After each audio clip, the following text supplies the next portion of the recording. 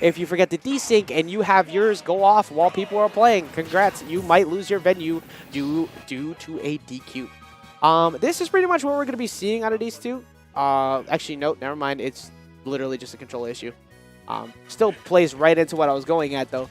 This will be a very patient kind of receding play from D. He doesn't really want to approach Corrin. He's just going to let Paige run into him. And he's going to get most of his damage racking up from strong defensive play, like such. I say that Samus thrives on like raw aggression, against raw aggression. That's what makes Samus successful. When you constantly kind of approach from the same way repeatedly and don't alter your options, that's why she deals with really fast characters poorly.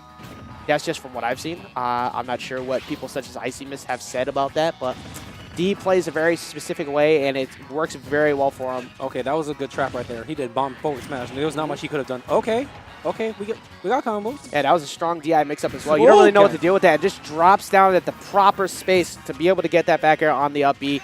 Paige, we're not really able to do anything in that position. Like, people sleep on, like, Samus's aerials are really strong. Oh, yeah, no, Samus, she definitely has a lot of things going for her if people are playing to your strengths in terms of kill potential. It's just bad things such as that jab, where you can literally only jab one because the second one's so bad. And then a couple other things, but being a little floaty is kind of awkward to be used to. D's not really worried about any of that right now. He's doing a very solid job of outspacing this Corrin. I say Dash Attack is going to do pretty well in this matchup, but he has to be careful. Yeah, you don't really want to, like, it's a good zone breaking tool. We're not seeing Paige really able to get instant pins close enough to be able to punish D. Unusual counter. You know, it's one of those options where you can't really seem to find an opening, so you go for, like, a counter to bait out an aggressive option to get something started. Didn't work. Trying to get the anti-air with the up smash, but not able to get it. That was a nice back air. Oh, and the no tech. Yeah, unfortunately, there was a good amount of time to tech there, but it was such a slow speed to the wall that might have pulled the trigger a little bit too early. And as we saw, the air dodge came out as he was falling. So that's probably just a little bit mistiming on there. D's going to walk away with that, though. Not downing Paige's ability to, like, tech. I've seen him tech before, but it's just that one, like... Yeah, usually an instant tech is something you can kind of just react to, like, boom. But when you have a slow-paced one, you're kind of waiting, like, oh, wait, hold on, when do I do it? And then all of a sudden, it's a little bit too late.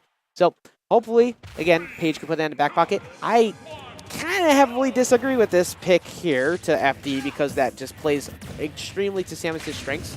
But I'm assuming that triplats are probably banned and maybe a little bit worried about Town and City, but I would have definitely gone to Town and City here.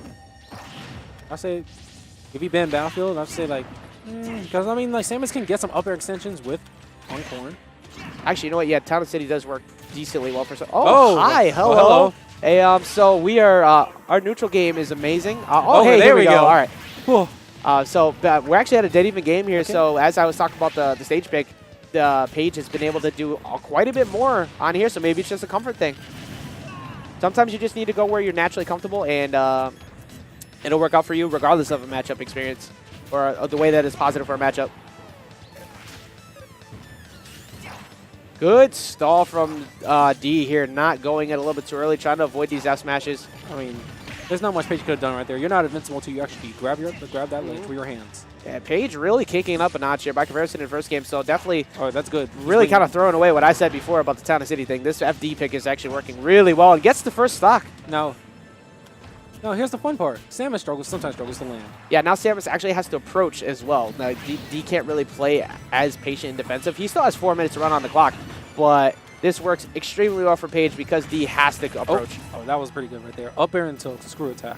Yeah, up B not going to kill, though. No rage available. It's very weak. I mean, damage is damage. Yes, always get damage for damage, especially if you can get the combo breaker.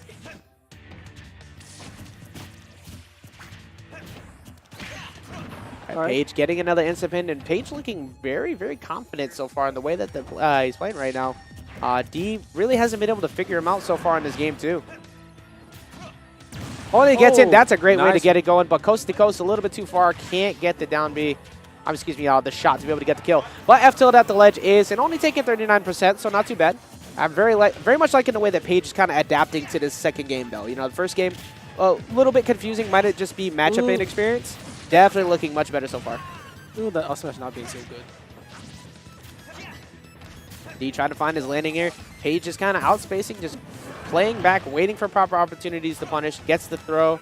and really racking up this damage really well so far. Good spacing on that back air as well. All right, good weight. See, as we're seeing here, Samus really just cannot zone break the way that Corrin can. Like, he's trying to get in so he can start to rack up this damage, but by the time he gets there, it's completely reactable for Paige. As we're seeing repeated jumps coming out of Paige as he approaches. All right, nice.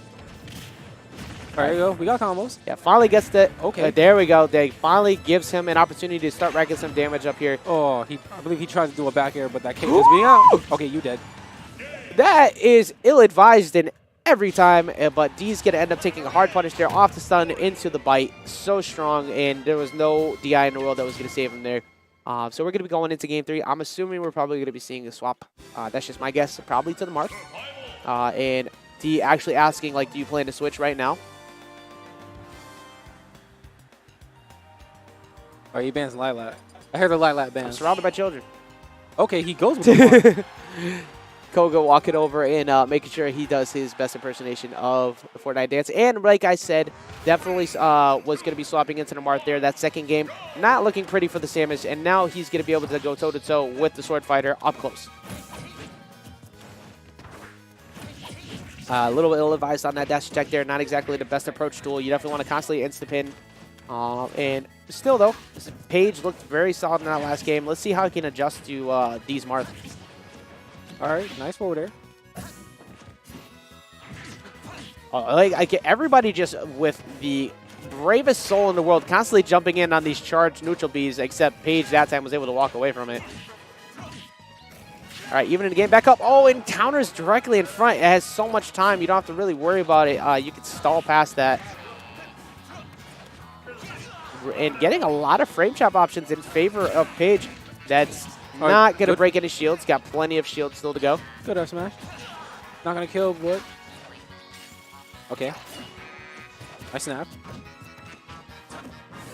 Oh, just grabs him out of the air. It catches him on the landing with the forward smash. Unfortunately, not Tipper, which definitely would have killed. Paige been doing a good job of keeping him kind of ledge trapped as well at the edge. Doesn't get the bounce that he was looking for, which could have led to a potential Tipper F smash, but at least racks up a little bit more damage. He trying to find his opening here, but Paige not trying to give it to him. One instant pin could lead to a potential stock by the ledge, and as you see, Paige kind of swinging for it. All right, nice weight. And Paige getting another instant pin. D has not really been able to solidify a presence against Paige here in Game 3. Trying to go for the anti-air with the up air, but not going to hit. So far, both of them playing a very solid game. At some point, a throw is going to kill. Ooh, not enough yet. A little bit of mashing might do it. Oh, that's good. Oh, wow. That actually didn't tip. I definitely looked like it should have. Both of them playing the long game here. We're definitely kind of running the clock out. That's a hard punish, though. That's the stock. D kind of swinging for the fences a little bit, probably anticipating a roll to the ledge, and Paige not budging. Up throw is not going to take it, though, because without rage, that is a much weaker. He's going to need a lot more pummels to be able to get that. Even with the platform, it says still wasn't enough. Good defense from Paige. Paige really slowing it down from game one, and D's landing with a lot of these counters in front of her, or him, excuse me, and not really taking too much damage. Like, even though at 147, still looking very confident. All right. Oh, pivot up throw, still not enough yet, though. If I was D, I would have went for back throw just to get stage control. Oh, we can do that. Get counters. Yeah, finally finding an opening in this great wall of defense that Paige has been putting up, getting the counter. Can't do anything about that. All right, 14%. That's a start.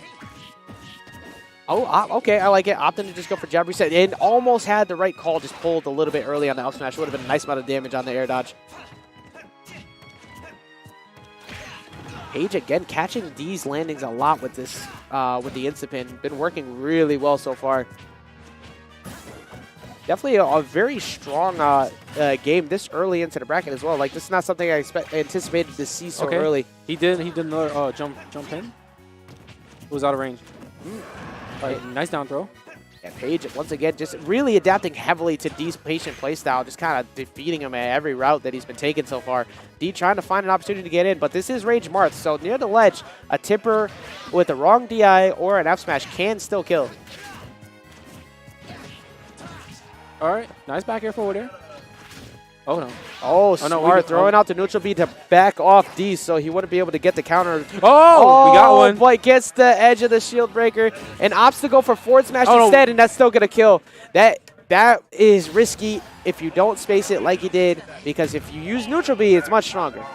Opts to go for the forward smash instead. Luckily, does not. Luckily, doesn't cost him. And walks away with a very close 2-1. Any other stage, he would have still lived.